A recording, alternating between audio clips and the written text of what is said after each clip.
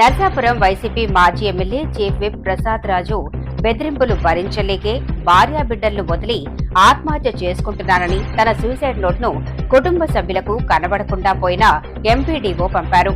రమణారావు పంపిన సూసైడ్ నోట్లో తాను నర్సాపురం ఎంపీడీఓగా పనిచేస్తున్నానని, గత 3.5 సంవత్సరాలుగా నర్సాపురం ఫేరీకి చెందిన బోట్లకు కాంట్రాక్టర్ ప్రభుత్వానికి 55 లక్షల రూపాయలు బకాయిలు చెల్లించవలసి ఉందని, వైసీపీ మాజీ ఎమ్మెల్యే ప్రసాద్ రాజు అండదండలతో బిల్లులు చెల్లించకుండా బెదిరింపులకు పాల్పడుతున్నారని ఆవేదన వ్యక్తం చేశారు.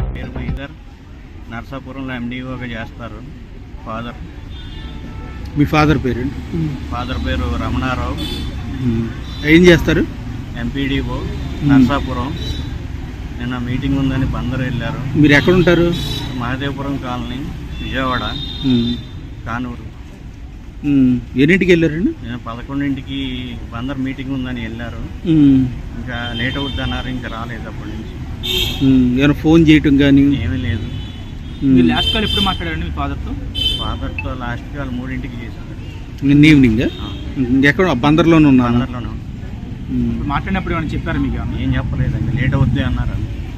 మీ అంటే ఏమన్నా థ్రెట్ కానీ అనుమానం కానీ మీకు ఏమైనా ఉందా? కానీ అక్కడ ప్రాబ్లమ్స్ ఉన్నాయండి ఆఫీస్లో. దానివల్ల ఎవరి మీద అనుమానం ఉందా మీకు?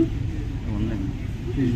అంటే అప్పుడు ఎక్కడ చేసేవాళ్ళండి? గతం చేసే పేర్లో అన్ని లెటర్ రాశారండి. తనకి నాన్నగారు లెటర్ రాశారా? రాశారు.